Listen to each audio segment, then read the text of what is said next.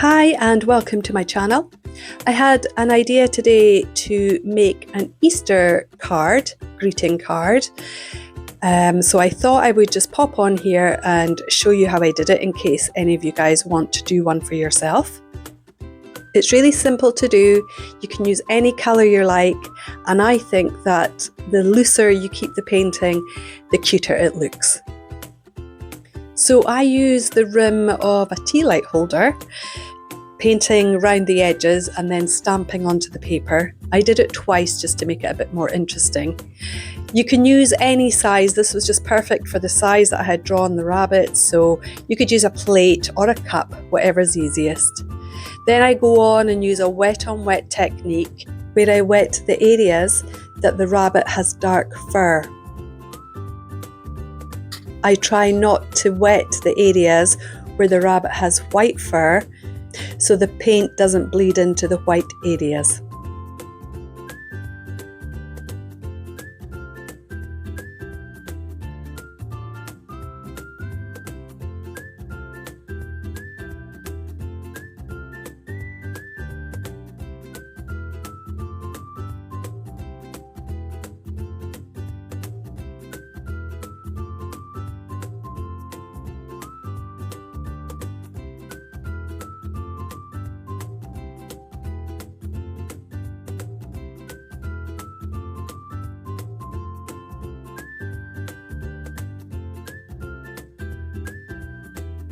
When I'm painting the rabbit, I go in a couple of times to darken up the areas that are in shadow. It's always best to go in your very lightest layer first, just to make sure that you don't go in too dark. It's easy to add layers to darken the picture, but it's much more difficult to try and lighten it.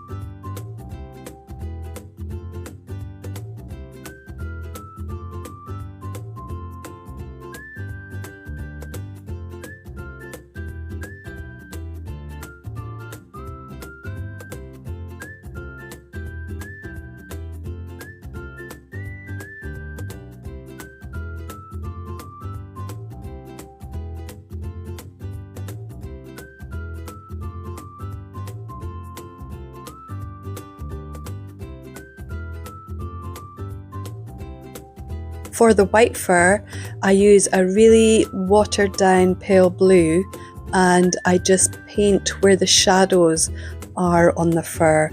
It's so light you can barely see it in this video, but you can see it on the paper. In order to create a tiny bit of contrast in the rabbit's fur, I leave the whitest bits of fur just as the paper. I don't touch that paper with any paint at all.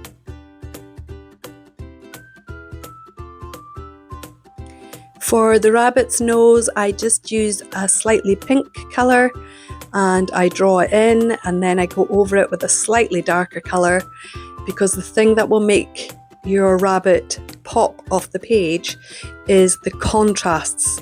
So making sure your darks are dark enough and your lights are light enough.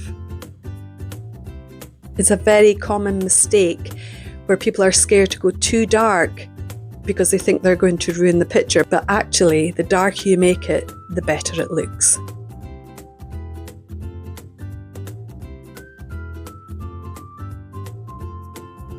So doing the eye, I just used a darker purple, and I was very careful to make sure that I left a highlight in the eye. Believe it or not, it's this little highlight that will give the rabbit all its character. Later on, you'll see me going back into the eye with a darker Payne's grey colour just to make the eye pop.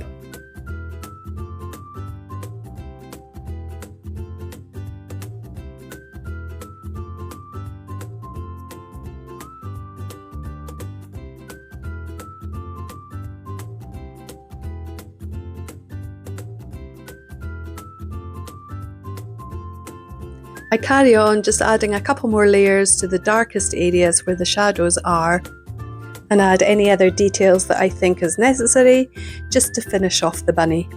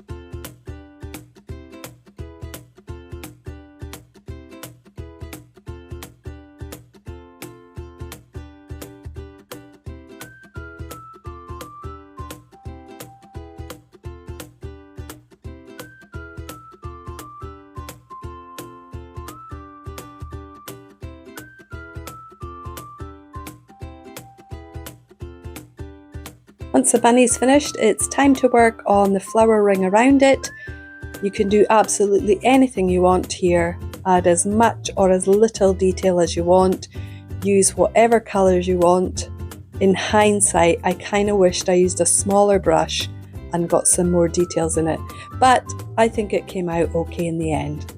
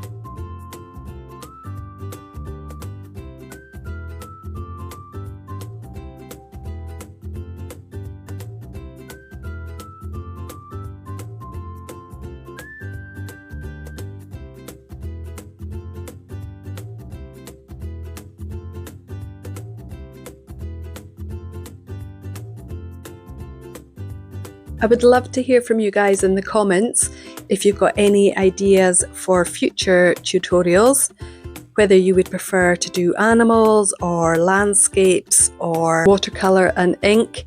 Just pop any suggestions in the comments below and I'll pick some out and do them.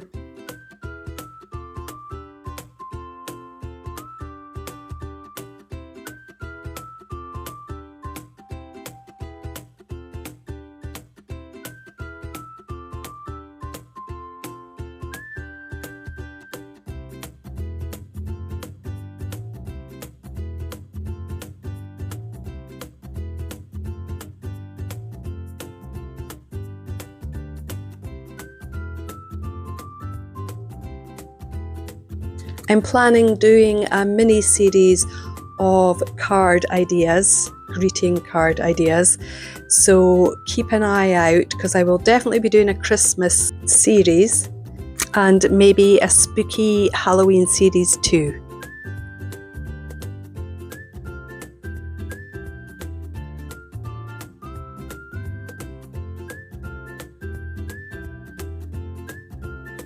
If you don't already, you can also follow me on Instagram and Facebook. And I'd just like to finish off by saying thank you for watching.